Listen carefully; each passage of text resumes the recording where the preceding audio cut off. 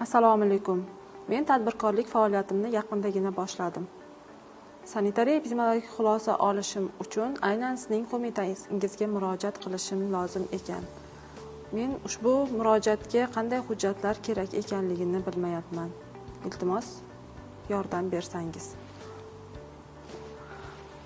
Hurmatli tadbirkorlar, sizda ham aynan mana shunday savollar bo'lsa, bu videorolik aynan siz uchun.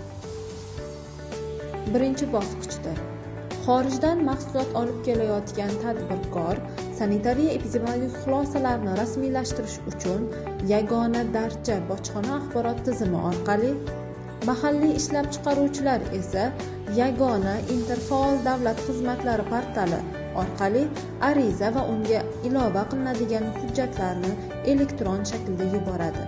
Bunda ijro muddati ariza beruvchining xohishiga ko'ra belgilanadi.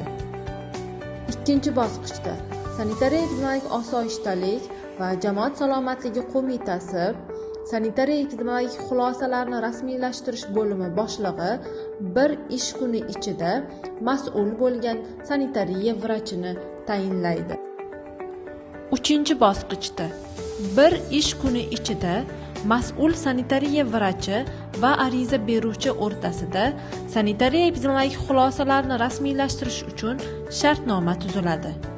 Mas'ul sanitariya vrachi 2 ish kuni ichida mahsulotlarni ishlab chiqaruvchi obyekt yoki ularni saqlash omborxonalarini texnik jihatdan tartibga solish sohasidagi normativ hujjatlarga muvofiqligini dalolatnoma bilan rasmiylashtiradi hamda mahsulotlardan laboratoriya tadqiqotlari uchun namunalar oladi.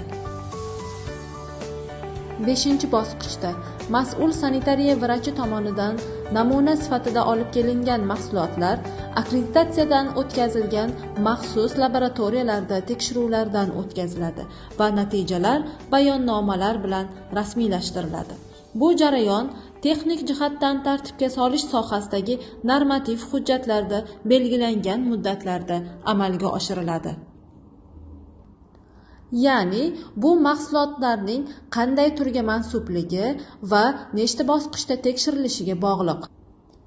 Ya'ni bu mahsulotlarning turiga va qaysi ko'rsatkichlarga tekshirilishiga bog'liq.